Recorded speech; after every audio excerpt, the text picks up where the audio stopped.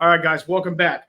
We have a pretty cool distillery on board. I say that every time, and I know it's getting old by now, but these guys are doing some really cool stuff. We have Ryan with San Diego Distilling. How's it going, Ryan? How's it going, man? Glad to be here. It's going great. It's taken us a minute to get together. My fault entirely. Thank you for putting up with me, man. No, it's I think I reached out to you when I was deep into chemo, and just because I was sitting on the couch and had nothing else to do, so I'm like, I'm going to reach out to some people for when I'm better, and you were one of the first couple to respond. And so, like, this has been going on for a little bit, and I appreciate us finally being able to get together. So you guys are out of San Diego, which I'm pretty I'm pretty jealous of you guys. I don't know what the weather's like there right now, but I had to take the beanie off because it's too dang hot here now in Texas. So. Beautiful day today. It started a little chilly at first. I had my parents in town, so I was walking their dog early this morning. And it was cold at first, and then by the time like 10, 11 o'clock came in, it couldn't be nicer today. Absolutely. I know I have some buddies who live around the San Diego area, and they're constantly saying, "Oh, what? It was only 75 today. It's fine." That's how it is year round. We've actually had a bunch of rain this year. We actually had our first hurricane, I think, in like 100 years earlier this year. But California can usually use the rain, so yeah, absolutely. Not hating on it. Yeah, exactly. All right, so why don't we start at the beginning, kind of how I'd like to know your backstory for one, and then how kind of the backstory of the distillery and all that, if you can. Yeah, starting with me, I'm from Lexington, Kentucky, so I'm from the heart of bourbon country. My great granddad was not a distiller, but he worked at a distillery as like a foreman type position. Okay. All over. He was at Old Crow, Old Taylor, where all else did he? Which is now Castle and Key. Right. A few of the other ones around the Frankfort, Versailles, Woodford County areas.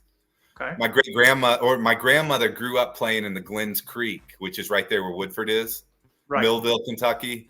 And I always heard stories about that area. And before I had anything to do with the distillery, bourbon's just always had like a place in my heart for sure because of her. Awesome. Moved to California in 2015. Well, even before that, my dad, he's an attorney in Lexington, Kentucky. He had opened up a wine bar with some of his legal partners. I kind of helped him run it when I was 21 years old. Straight thrown right in the fire, this really kind of classy French wine bar. Right. And, I know how to sell a little bit, but I didn't know anything about wine. So I'd work directly under a few somms, and they really taught me about flavor profiles, how to taste, how to pair wine with food. Mm-hmm. And I think that really gave me a head start at what I'm doing now. Awesome.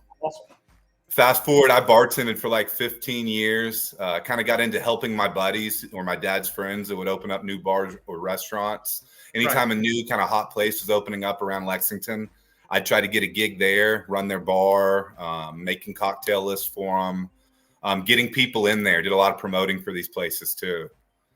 So 2015, I met a girl in California and kind of followed her out here and moved out to LA area.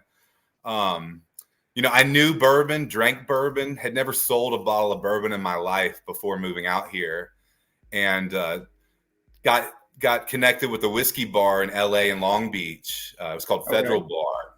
They had a huge whiskey select, over 250 different whiskeys and bourbons. Oh, wow. And I kind of bullshitted like I knew bourbon.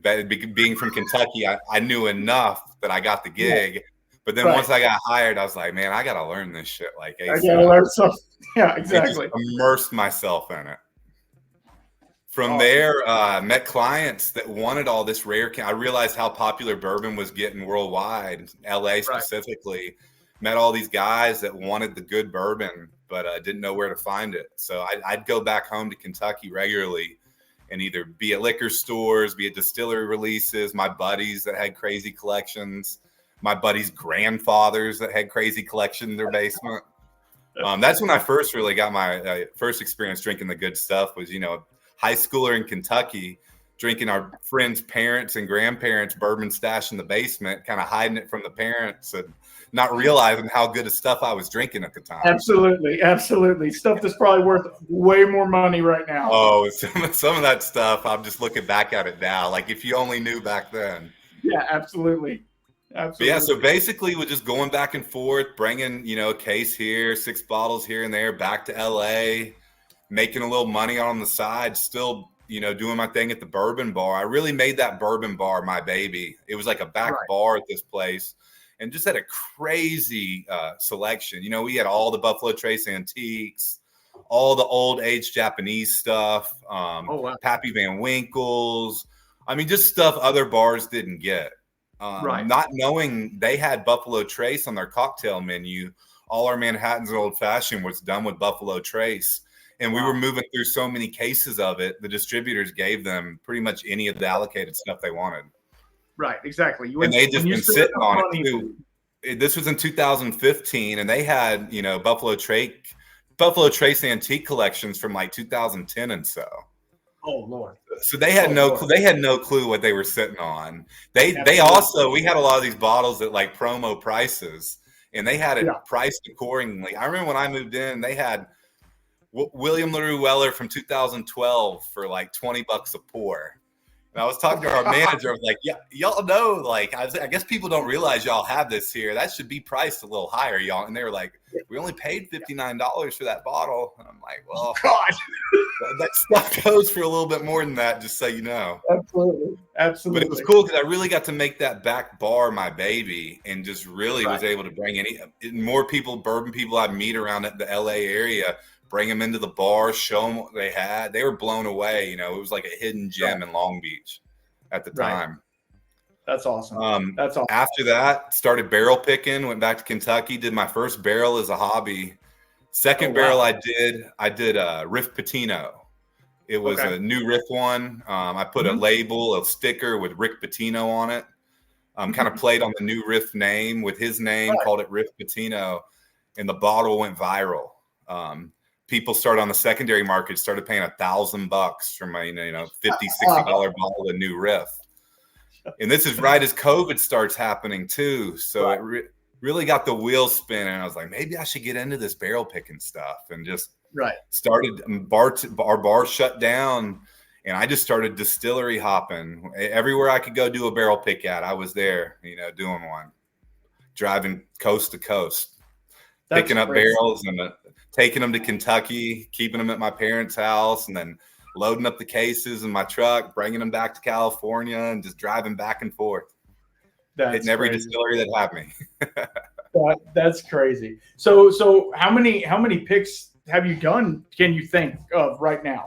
Man, I myself, through my barrel group LFG, I want to say I'm in the probably a little bit shy of 100, but over 60, 70.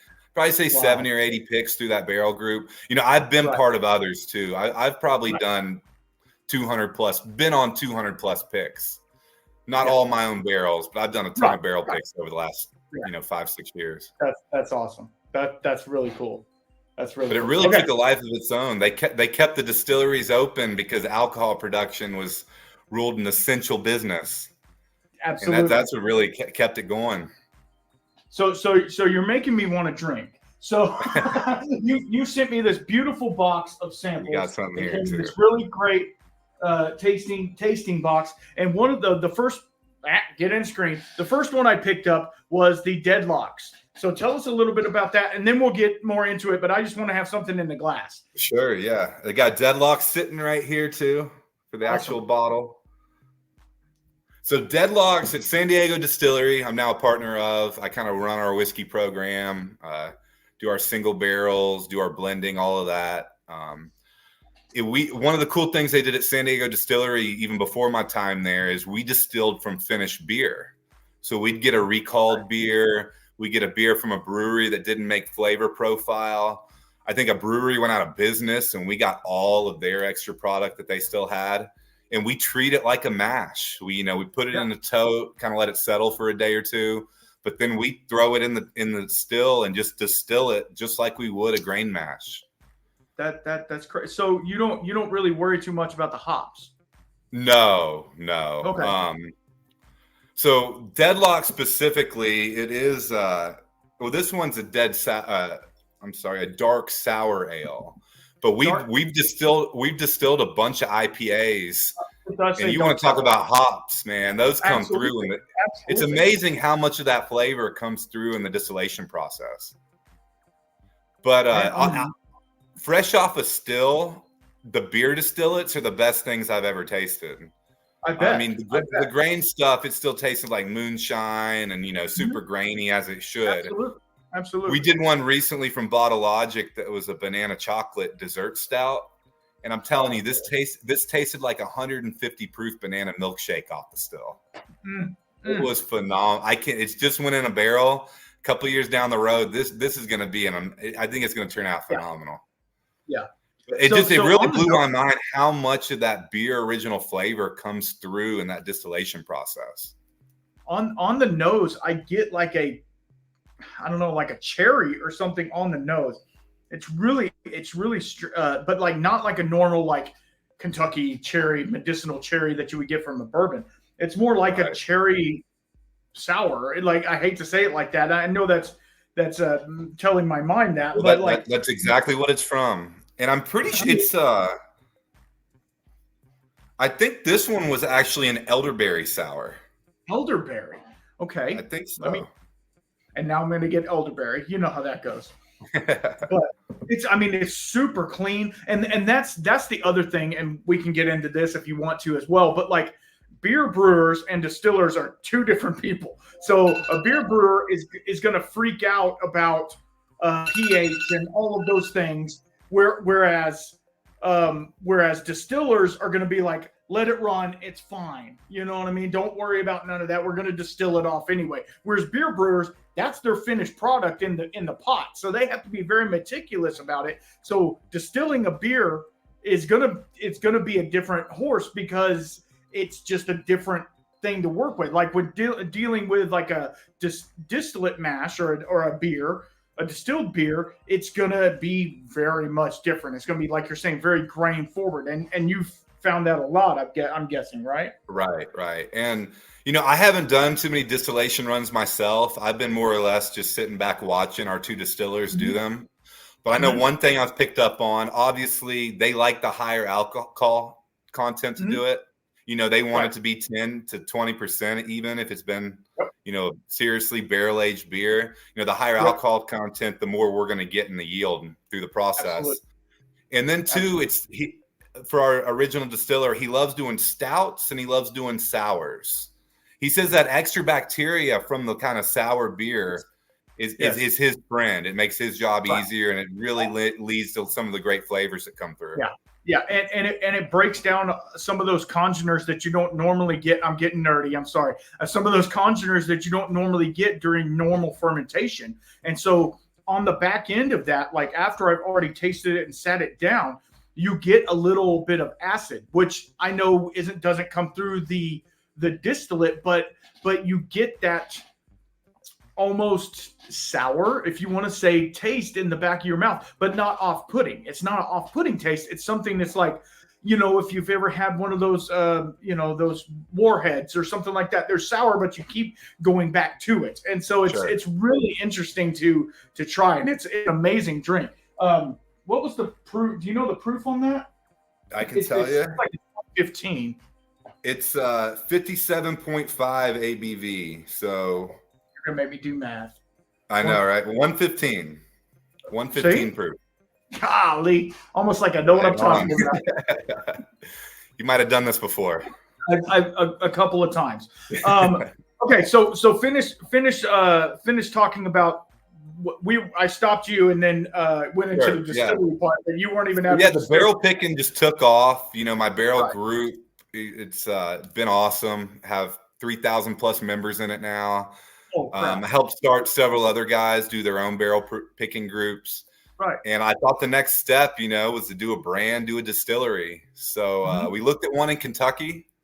We actually got outbid on it. And then San Diego Distillery kind of fell in our laps as like a plan B. The original distiller and owner, he was going through a divorce. He too was kind of affected by COVID. He works at a hospital. and he got 3 or 4 promotions during the COVID time that he wasn't really prepared to, work the distillery and, do 70 hours at the hospital. Absolutely. So he wanted to sell the place. And we really wanted to keep him around. So we kept him around as a partner.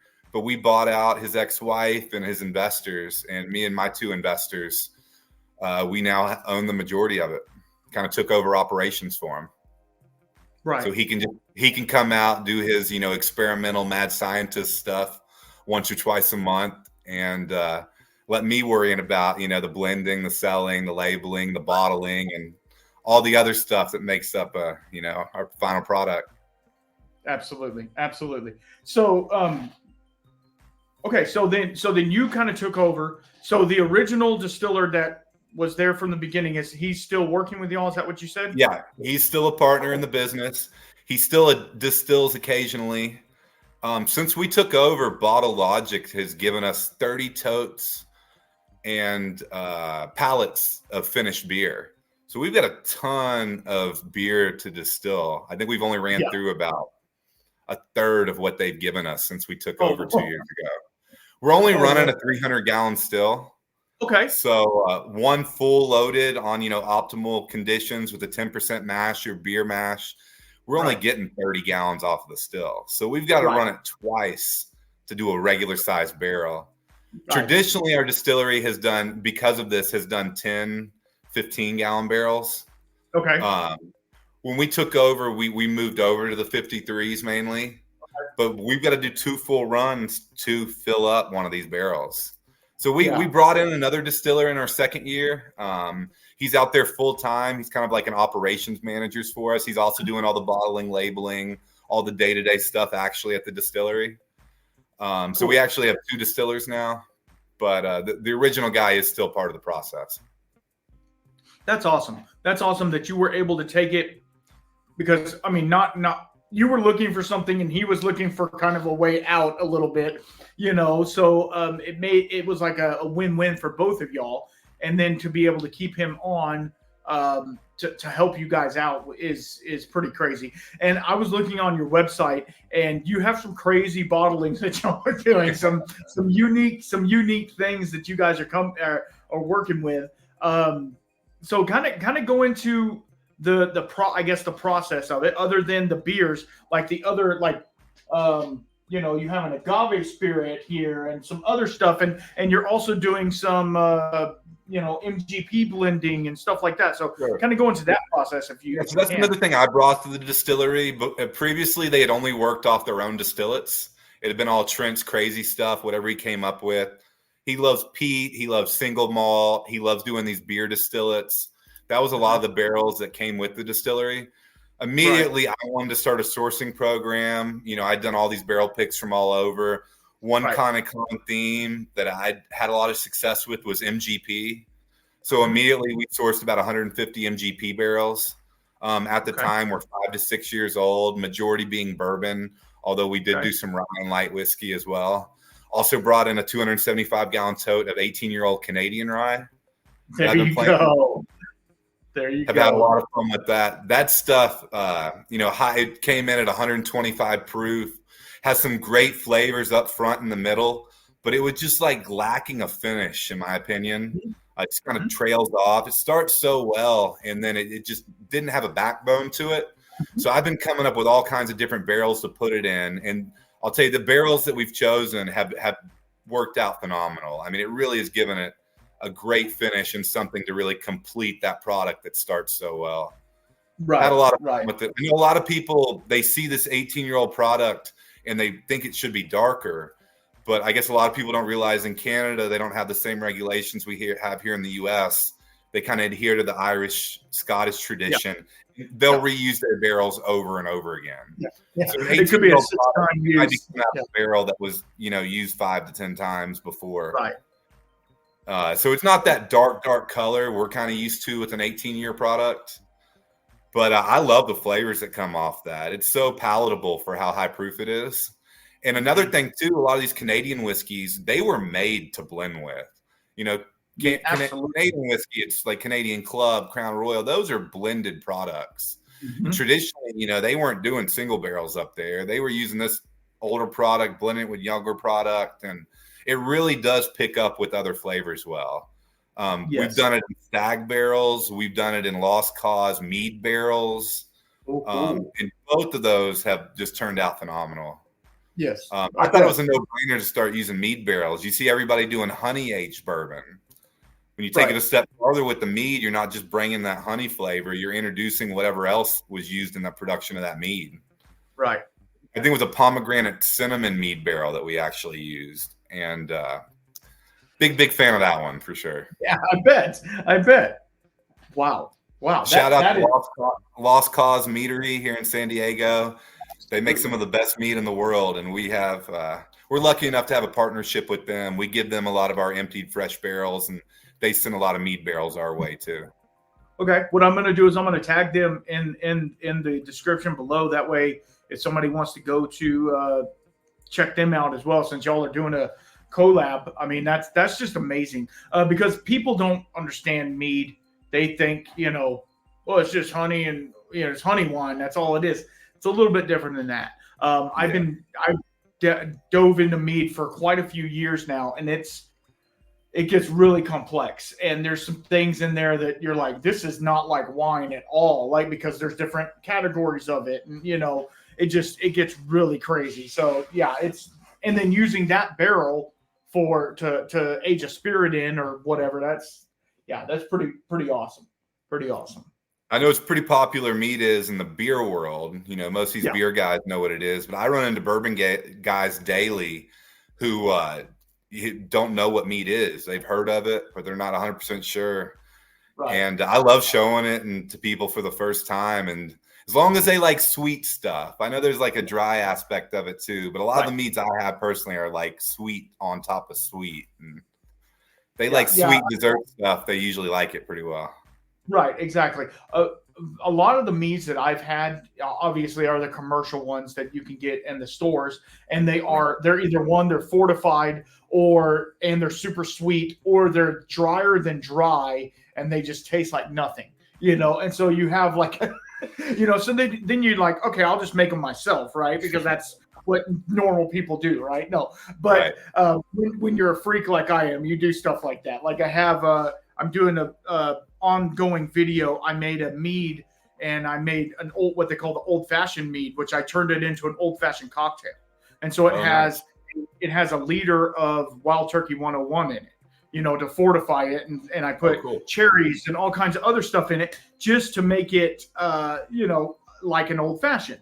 I just tasted it. Really I just tasted it before we were on camera, and it's pretty good. It's pretty good. I'll just say that. It's pretty good. That sounds damn good. Yeah, absolutely. Now, it doesn't have the bitters aspect, obviously, because I didn't put any bitters in it. Because when you're making a gallon or 2 gallon batch, how much bitters do you use? Like when I make a cocktail, I put 1 or 2 dashes. So like, what do I put? Half a bottle? Like Angostura bitters can overpower really fast. Sure.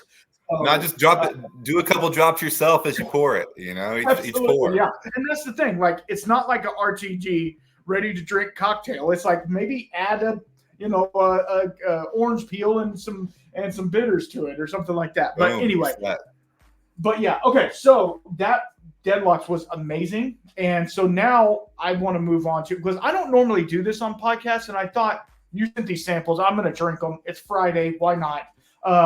This is 7-year-old MGP finished in a peanut butter stout barrel.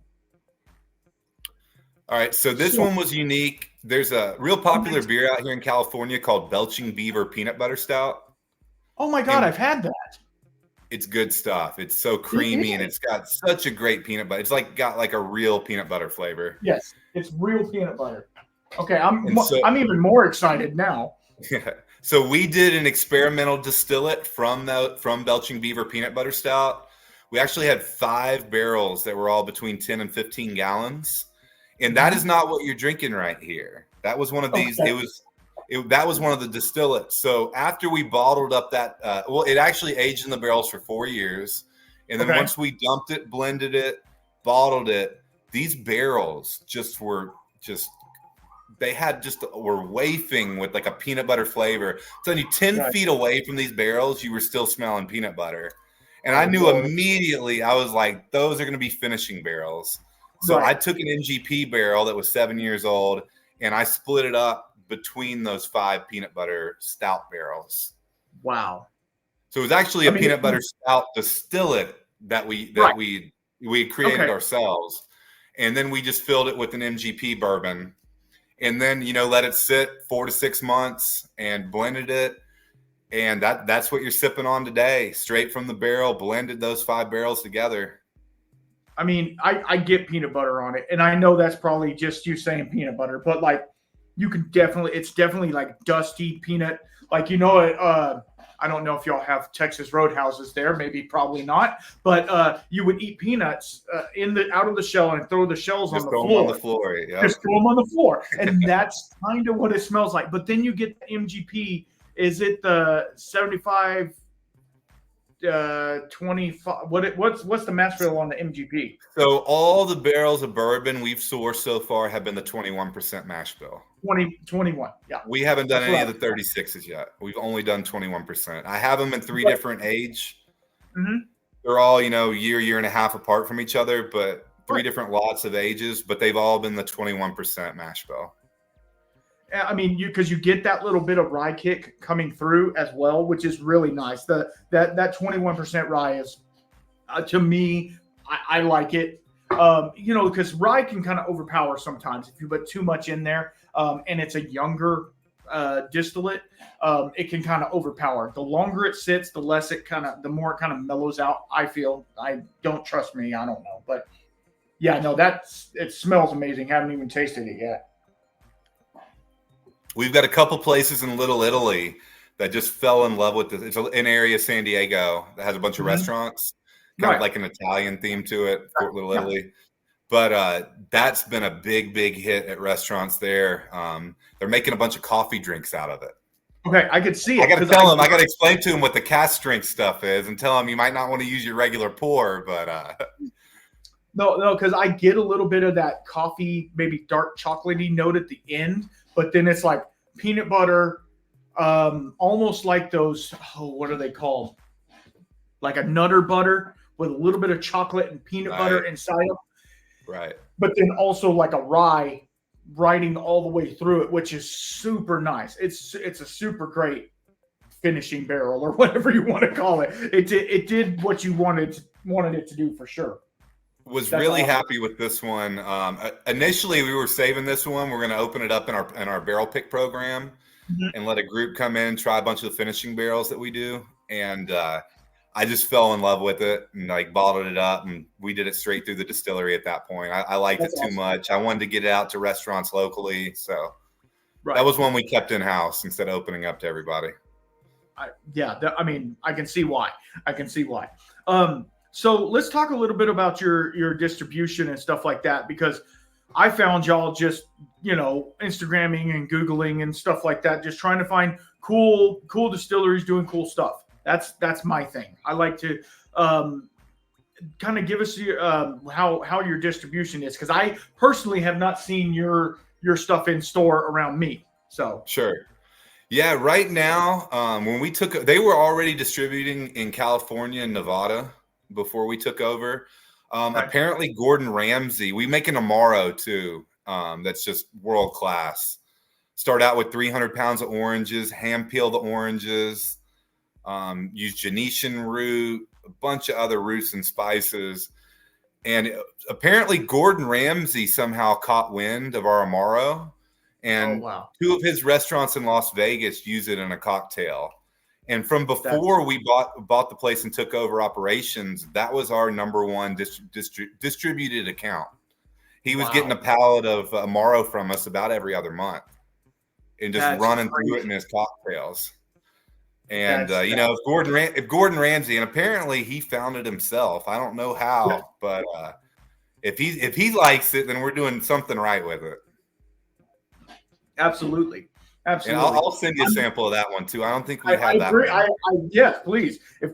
I've been to 2 of Gordon Ramsay's restaurants, and I can't say enough about him. Like, he goes above and beyond for sure. And like I feel, and I don't know, when you get around like celebrity like that, like you know, it kind of goes to a lot of people's heads. I feel like with him, it really doesn't. He's just like, he's kind of a dick. I'm sorry, he just kind of is.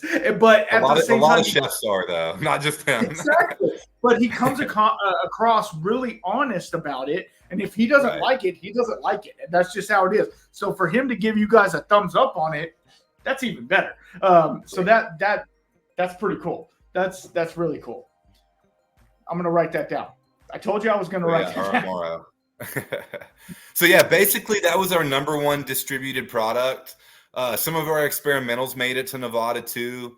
There's a few restaurants, bars around town that had us. The Whiskey House here in downtown Gaslamp, San Diego.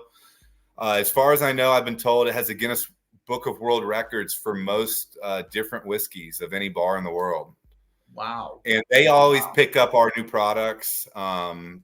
I guess to help with their numbers. Or they just like what we do. But they were the one place in town that was already really carrying our stuff.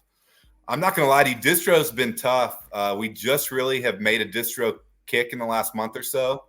Right. And, you know, I've always kind of aimed my stuff at connoisseurs and the guys that are drinking it neat and want it cast strength, want that high proof, that aged product. And I'm learning through distro, it's a totally different ball game. You know, they want it proof down to 9. They want everything proof down to 90 for their cocktails. They want it as cheap as can be. They don't care as much about unless we're talking about the whiskey specific places. They don't care about the age statements. You know, they want something as cheap as it can be, still tastes good, and low proof for cocktails. And so that's totally changed. That threw a curveball to us, and we're trying to, you know, do more stuff in that aspect. But it's been totally different than what I'm used to be honest. Right. Well, I mean that's when you get some of that. You know, that I don't know how cheap the Canadian rye is, but you get some of that and mix it with something else and, you know, make a blended whiskey and put it on the market for $45 and then sell all your other stuff to the, you know, to the people who really care about it, you know, and just to get your name out there a little more because I mean, if it's anything close to what I've tasted these two, I mean, more people need to know about it for sure. Thank you. Yeah, I was on a call right before this with a distributor in Florida. Okay. So could be in Florida soon. You never know, hopefully. Well, I will talk to, I don't know many people in distribution in Texas, but I will talk to the people that I know. I just did a podcast with somebody who's in the Texas whiskey scene. Now he's Texas whiskey, but you know, maybe to get distribution numbers that maybe I can forward to you or something like that, just to kind of to help out in this area. Cause I feel like the Texas whiskey folk are going to like this because as you know, cause coming from my background, as long as you're doing cool shit, cool. Tell me you're doing cool shit. If it's 7-year-old MGP, put it on the label. We're totally cool about it, you know, because Crowded Barrel, I don't know if you've heard of Crowded Barrel, but they're out of Austin, and that's how they cut their teeth was with buying MGP barrels and leaving them in Texas for 6 or 8 months and doing weird finishings with them and stuff like that. And they have a cult following, and I think you guys could have that here too, especially with this peanut butter. That I can't even drink it because I just want to smell it. It's seriously so good. I'm gonna have to steal 2 bottles from you. Like, seriously, I'm like, oh man, that's not enough. but when I send you that tomorrow, I got another one for you. We did an MGP bourbon, 7-year again. We finished it in a chocolate mead barrel from that Lost Cause meadery. It's if you like that peanut butter, you're gonna like this chocolate mead one as well. Absolutely. And see, normally I don't like that peanut butter note in bourbon, like with Jim Beam or something like that. Right. It kind of turns me off a little bit. It's more like a Spanish peanut to me with like the red husk on them. And it always makes me think that one time I ate too many of those peanuts and they got stuck in my throat and almost choked on them. But like, for some reason, this one reminds me of like a Reese's peanut butter cup. And so, you know, that's a little bit that's fat boy tasting notes, as my buddy Alan Bishop would say. That's fat boy tasting notes. But I know Alan. Yeah. And Texas, we'd love to be down there. Any help you can give us getting us down to Texas, I'd love it. I know I'm gonna y'all do guys know your whiskey down there. A We do. bunch of buddies are in the Houston Bourbon Society, and Awesome. a few groups in Dallas I have a bunch of buddies in. And actually, my cousin just took a football job down in Houston. So Okay. Cool. I'll be down there myself. Okay. This Cool. upcoming football. He's the head coach at Houston this upcoming year. He just left Tulane. Willie Fritz, wow. and my mom's first cousin. Wow, that's great. It just shows you how small the world is. You know what I mean? Like it's just it's What part of crazy. Texas? What part of Texas are you in?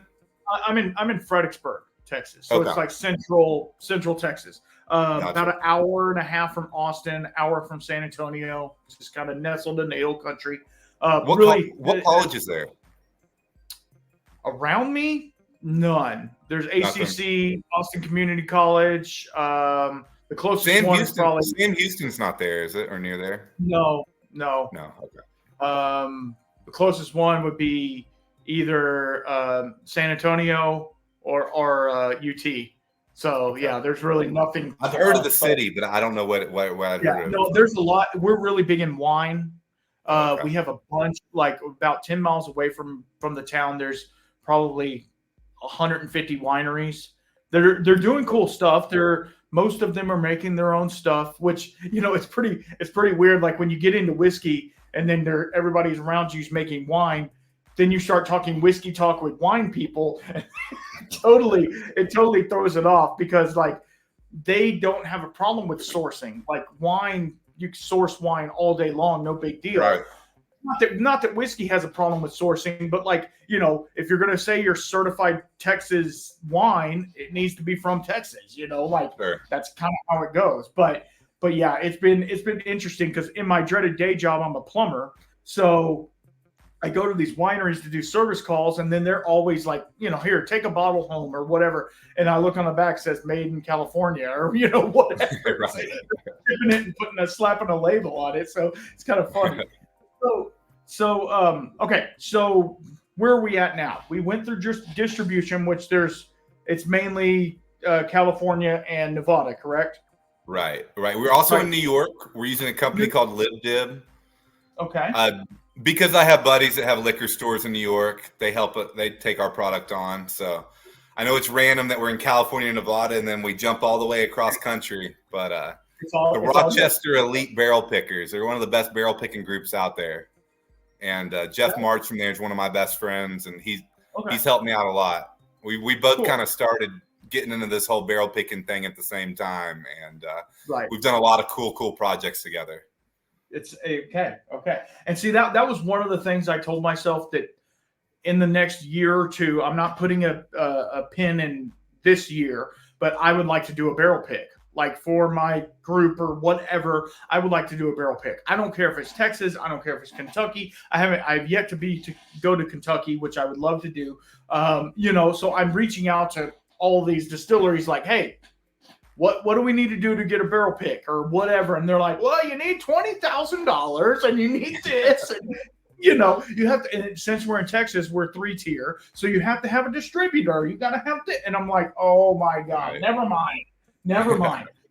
So I'm going to throw one off the range here. And I'm going to go for the Sancho. So this one's really cool.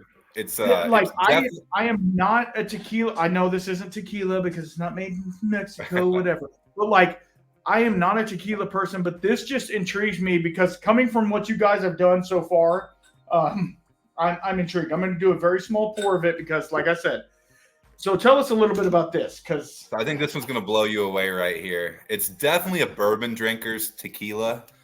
To actually be a tequila, you have to be distilled and aged fully in Jalisco, Mexico. This was distilled in-house in San Diego. We aged it in a barrel for 4 years. So it's even to be an extra añejo, and I don't know tequila like I know bourbon, but I think it has to be 1 to 2 years old to be an extra añejo. Yeah, and this one's double to quadruple that. This is over 4 years. Extra añejo. I mean, it's definitely got a heavy barrel influence. It does.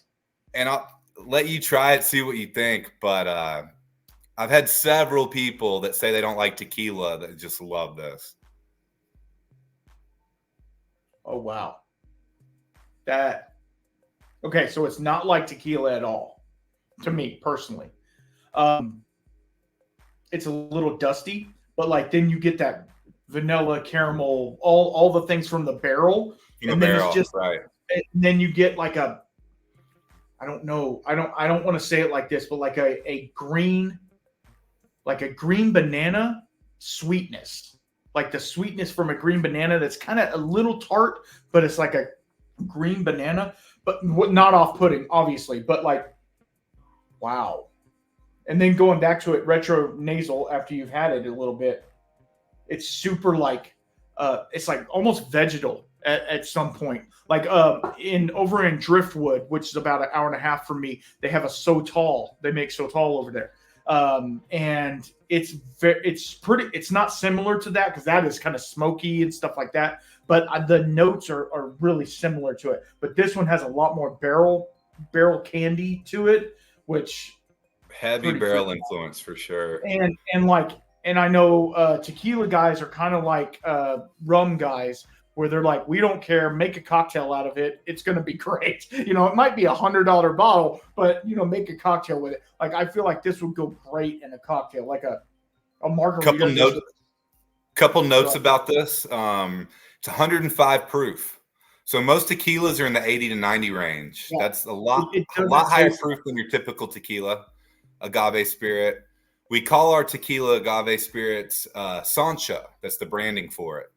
Sancha is side piece in Spanish. So it could be your mistress or it could be your gun. Yeah, and, exactly. Our distiller likes to say he's married to whiskey, but tequila is his side piece. Okay. So that's hence why we got the name from. I can see that because it has a lot of whiskey attributes, but then it's definitely not whiskey. Like when you taste it, it's definitely not whiskey. It's very, I'm saying vegetal, but I don't mean it in a bad way. Like it's very different in the profile that it brings. And because I don't know markers for tequila, so it's not briny or salty like some tequilas are. It's more earthy, I guess is the best way. Petrichor, or you know, I can go into the deep notes if you want, but I don't. Yeah. I mean, and then the nose, it almost gives like a lavender or something like that on the nose as well. It's super floral as well, which for an agave spirit, which I have had 4 maybe in my life, you know, that I could actually drink. I would sit down with a bottle of that. I don't smoke cigars, but if I did, it would go great with a cigar because I feel like the notes would still come through even though you're smoking. Like, I don't know. You might have done something here. I don't know what you did, but you did something. Unfortunately, that one's going to be hard to recreate. Once it's gone, it's gone. And, it sat in the barrel for 4 years. So we don't have another one going yet of that exact specific kind. We do have some tequila we source that we're kind of playing around with in barrels, right, but it's not one that we did in-house. And, yeah, I'm surprised because you're down in Texas. I thought y'all drank a little tequila down in Texas. We don't. They do. We don't. So I'll tell you the story, and I'm sure I've told everybody else this story before. I had a bad night with a bottle of Patron, and it ruined me. It ruined me for tequila. It's kind of like I had a bad night with Jägermeister, so it's ruined me for that spirit. I've tried tequilas in the past. We're actually going to Santa Fe in 2 days. We're going to Santa Fe, New Mexico, and they have a lot of mezcal. And I love smoky scotch. I love all of that. So I thought the last time we went, I'm going to get a really good mezcal because it's similar to that. The first drink I had, I was like, oh yeah, this is going to be good. About the third drink or sip I got into it, I was like, this is straight up Jose Cuervo tequila. I can't drink it. I mean, I manned up. I had it in a neat glass too. I was drinking it neat because, you know, I'm not a bitch. Anyway, no. But then I said, can I get a rock? So I put it on a rock and I finished it. But it was actually a higher proof mezcal, just to save face, I guess. But Anyway, that's my mezcal story. But yeah, no, I can't. That to me is super crazy and awesome at the same time. Like, it's not everybody's cup of tea, but if you want something a little different, but it's still whiskey adjacent, it's pretty amazing. Thank you. Thank you. Congrats I've on been that. real happy with how that one turned out. And I got to apologize for this alarm that keeps going off. That was actually my alarm to let me know that this podcast is about to begin in 30 minutes. The time change had me out. Time difference had me all different, thrown off. Absolutely, it's all good, brother. And I don't want to keep you too much longer as well. I know you're probably busy doing other stuff, or at least having a drink with somebody else. But one of the last things I wanted to ask you is, okay, so you've been into bourbon. So let's talk a little bit about your collection. Do you have a whiskey collection? Yeah, I got a few bottles put back. Okay. So what would be your like besides your own product, obviously, what would be like your daily sipper if you were to have a daily sipper whiskey that you just come home from a hard day's work, which I hate to even say that because it promotes alcoholism. I'm not even saying that, but you know what I mean? Sure. Like, you come home, you just want to drink and you don't want to have to think about it. You just pour something and there you go. You know, I've been fortunate enough to been able to do all these barrel picks over the years. Right. And so I'm sitting on a ton of barrel picks, you know, before I had San Diego Distillery, of personal barrels that I picked out myself. Right. I mean, it's hard to beat something that you've, chosen yourself and you knew that you liked. And absolutely. My Russell picks, Four Roses picks. You had me at Russell's. You had me at Russell's. Those were more of my like daily stuff. But I've been fortunate enough to do 2 picks at Willet. And, if I have somebody over and I want to show them one of my picks that I really want to kind of show off or whatever, sure, I put them on my Willet pick. The guy, Jeff March, I was talking about earlier, we got to go over to Ireland 2 years ago, and we picked a 32-year-old barrel of Irish whiskey. That is insane. It was in like a Lost Rose Sherry hogshead for 32 years. And that one is obviously not one of my daily drinkers, but if you were over here right now, I'd be definitely giving you a pour of this. Absolutely. I'm leaving right now. Bye. No. No, I mean, see, I love all whiskey, and like all, I hate to say it like that because it sounds like I have it all the time, but like everybody's like, because there's specific channels that just do bourbon, there's specific channels that just do this, but I love it all. But like, there's something about, and of course we're coming up to St. Paddy's Day and stuff like that. There's something about an Irish whiskey, just having it, you can deep dive into it and get into it if you want to, or you can just sit back and drink it. It can be your companion or it can be a friend, however you want to put it. But yeah, 32. We got the only barrel of it that made it over the U.S. We got it, so that was pretty neat. They put it in some crazy packaging too. It's got this box that opens up, and it came with a sample in the base of the box. And so if you don't mind me asking, who was it with?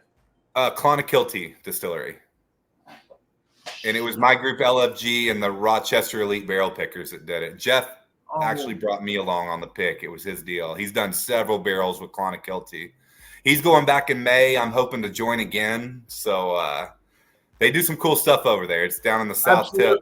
I know Clonakilty very well, and I'm like, I'm drooling over here. Anyway, we're not talking about Irish whiskey. We're talking about San Diego whiskey. So okay. So kind of before we go, kind of give us your are y'all doing a rye whiskey at all? Besides, we have MGP rye. We do have our own barrels of our own distillate of a peated rye, still sitting in the barrel. We haven't done anything with it yet.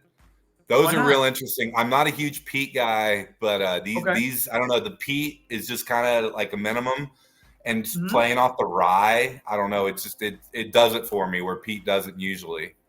Our original distiller, Trent Telton, the guy who started the place, he's a huge peated fan, and he's never done a rye himself that wasn't peated. So that's kind of neat.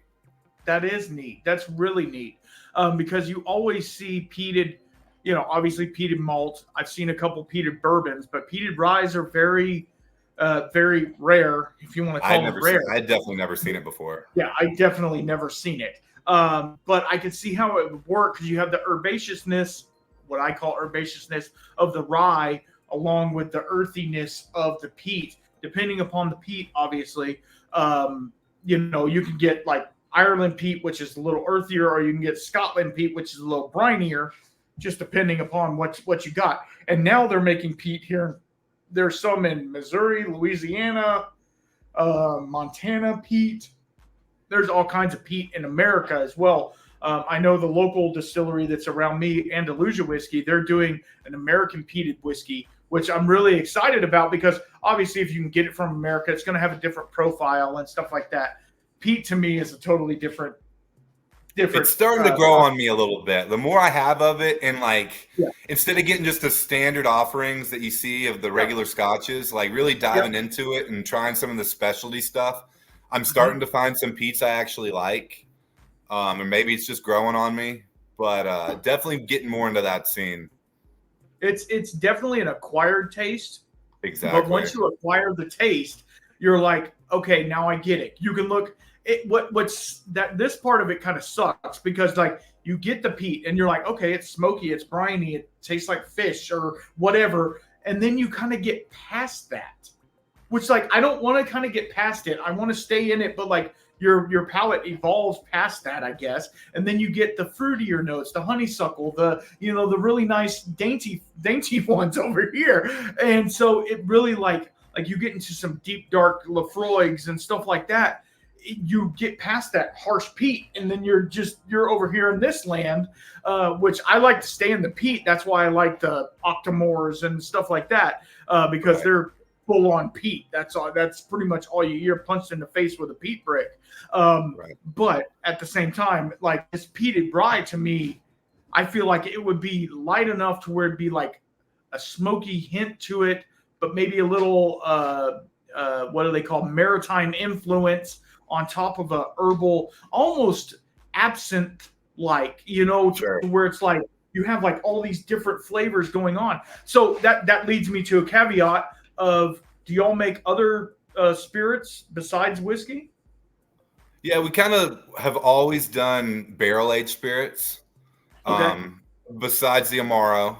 The Amaro is not barrel-aged. We did do one barrel-aged version of it, but typically that's not barrel-aged. We do the Sancha, so we do an agave spirit. We've also done rum a few times. We did one that was with the coconut sugar.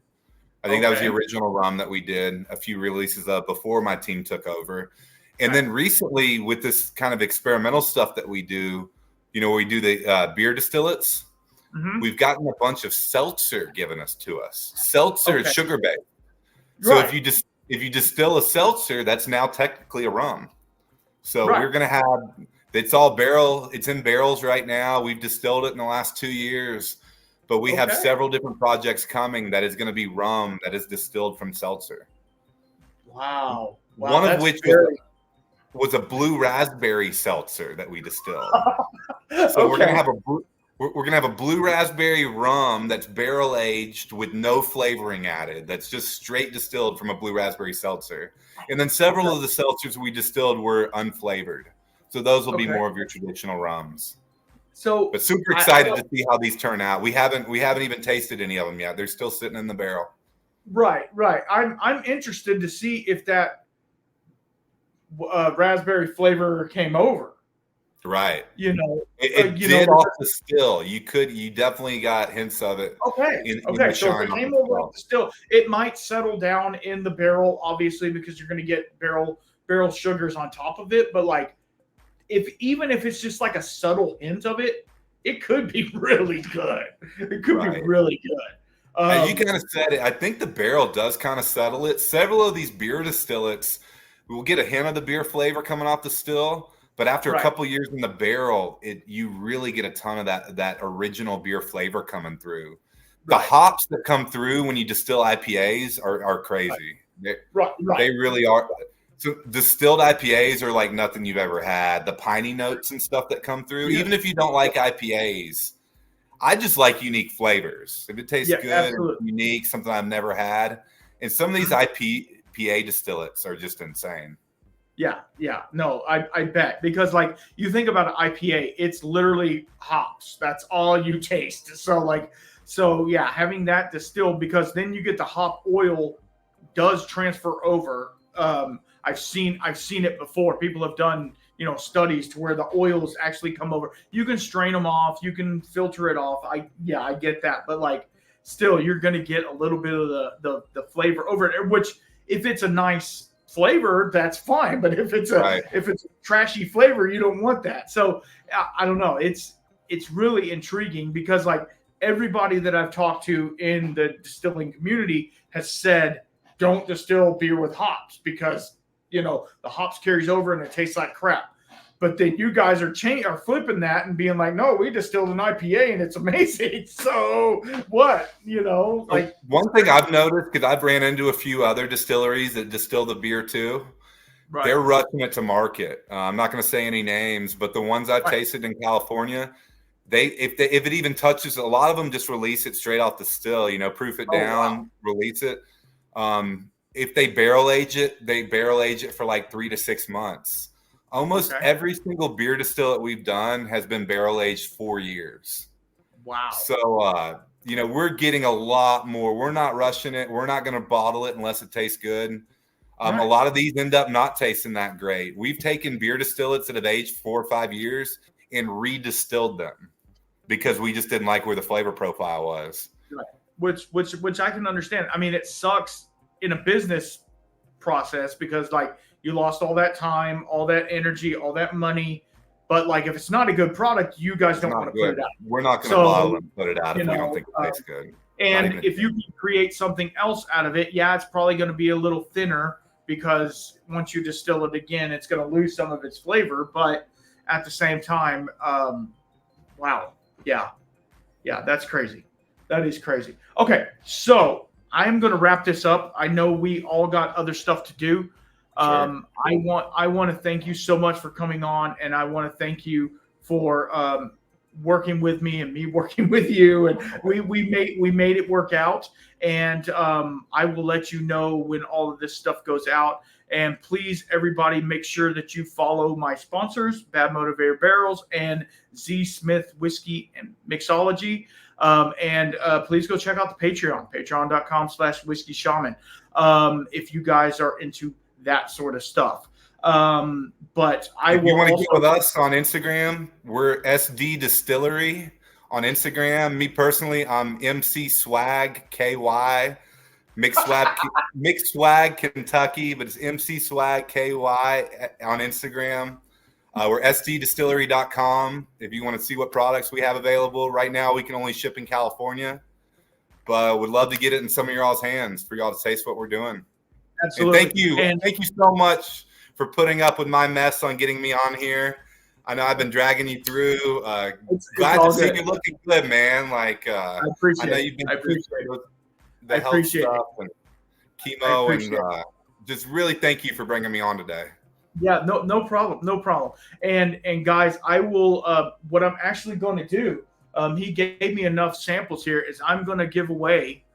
I said it. I'm saying it live right here. I'm going to give away a 2-ounce sample of each one of these to a listener. So if you want a sample and if you want to try it out, please leave a comment down below, and I will put you in a drawing, and you can win a sample of their stuff. Because I'm telling you right now, if I don't drink it all, I'm gonna save one for y'all. I'm gonna have a little sample of everything, and then you guys can have the rest. But I appreciate. Let's do 2 winners. Do 2 winners, and I'll get something to the other guy. Okay, awesome. I appreciate that. And Ryan, stay on real fast. I want to talk to you, but I love you guys, and y'all be good. And until next time, keep your spirits up.